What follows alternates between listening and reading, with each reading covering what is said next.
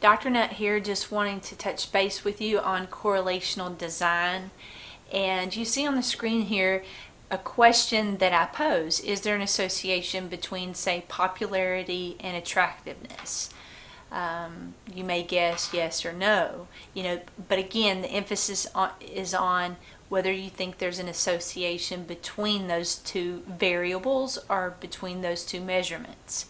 Next, I would like to ask you the question, I have another slide. Do you think there is an association or a relationship between the IQ of identical twins? Again, I'm asking you, do you think there's a relationship?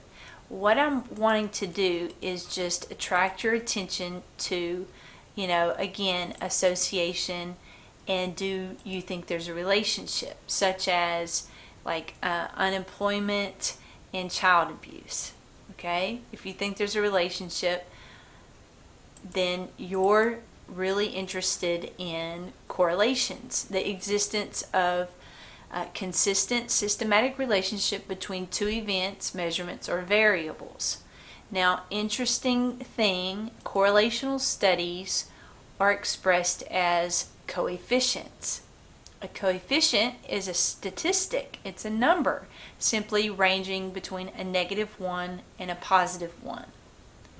Now, with that being said, again, if you have a variable such as -0.93, that indicates there is a strong relationship between two variables. Now, the sign indicates the direction of the relationship. Again, that just means as one measurement goes up, such as in unemployment, as you have an increase in unemployment, rates, it's matched by an increase in child abuse reports.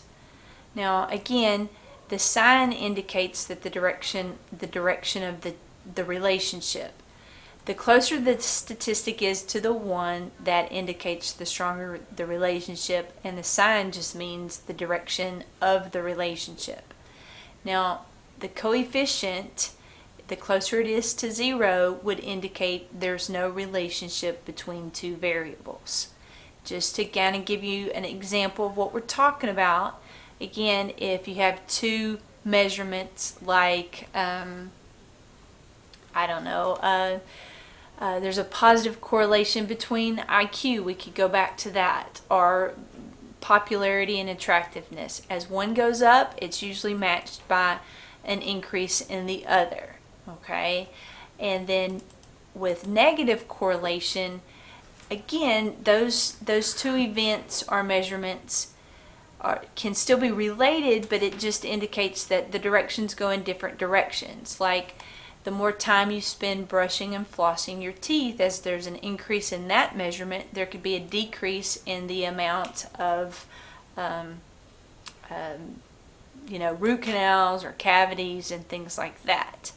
An important point about correlational design is correlations, they do not demonstrate causation. It only tells you that two events or two measurements are related. It does not mean that one has caused the other. The only research design that can determine causation is that of the experimental design. And I know you remember a discussion on experimental design, because that's when you had to figure out who's in the experimental group, who's in the control group, and what was the independent variable or dependent variable. So now correlational design exists to help us predict. It's typically conducted when it's unethical or it could be harmful to a subject to actually perform the research of experimental design. Now, I want to give you some examples of correlations. Now, there was a correlation between a power outage in New York City and a baby boom 9 months later. This was in 1966. And this was a true study, or a true correlation. But again, it's only telling us that these events were related. It does not tell us that the power outage caused the baby boom. Okay, I hope you're getting, a good laugh out there. Also, some other interesting research conducted at the University of Chicago. This was back in 1998.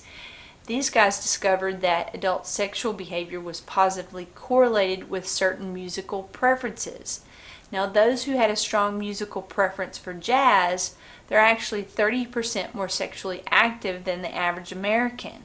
Okay, again, this particular study is not showing that one thing causes the other. It's only helping us understand that these two events or variables are related.